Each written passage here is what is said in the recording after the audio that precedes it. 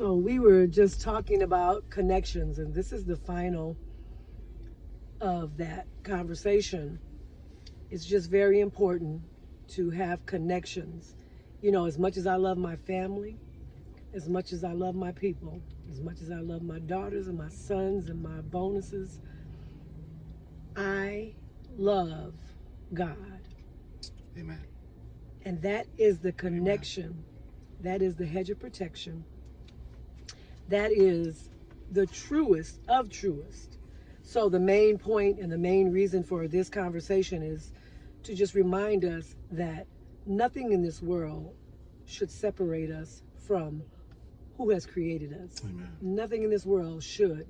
And we should teach our people, teach our families, teach our friends, talk to our people about how important it is to show love in such a way that you're showing that you're concerned about their future. You're concerned about where they're going. You're concerned about their deposits in life. You know, not just the deposits that they make, but the deposits that are made to them. Because those are just as important. That makes you wealthy. That continues the wealth. You are very wealthy when you have a God knowledge, when you know how to treat people, when you know how to act. That's what my mom used to say. You better know how to act. When you have ethics. And that's not just in a corporation or a business. That's in church too. You should have ethics. There should be some things that you just don't do in church. Yeah. There should be some things that you don't do when it comes to a husband and a wife. There's some things that you just don't do. You don't do. You don't cross lines. So when it comes down to it, make your connections God connections. That's what I want to say.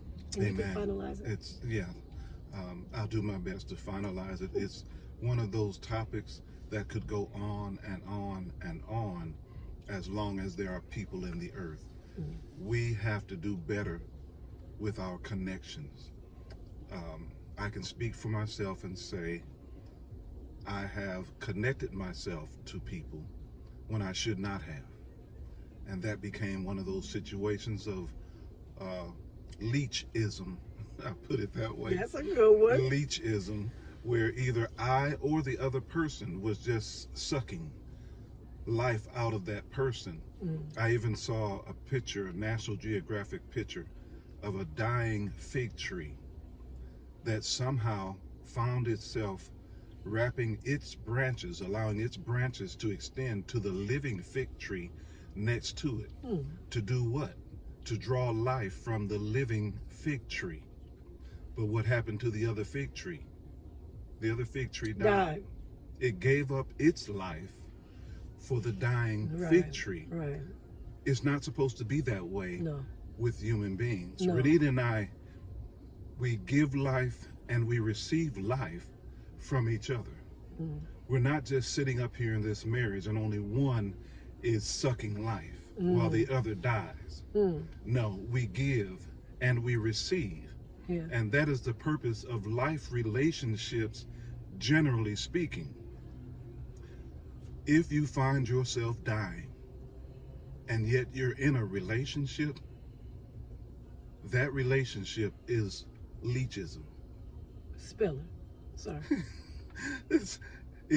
You're giving up your life for someone else. They're living while you're dying. Wow. And that's not the purpose of relationships, whether it's a marriage, whether it's a friendship, or family, or business. It is supposed to be life to life. Life to life. I like that. So, in words, life and death are in the power of the tongue. Make sure that in your relationships, you are speaking life to that relationship. Pay attention to your words. Pay attention to your actions, because our actions can also suck the life out of other people. Love it. God bless you. Good word. Good word. That's from God. Good word.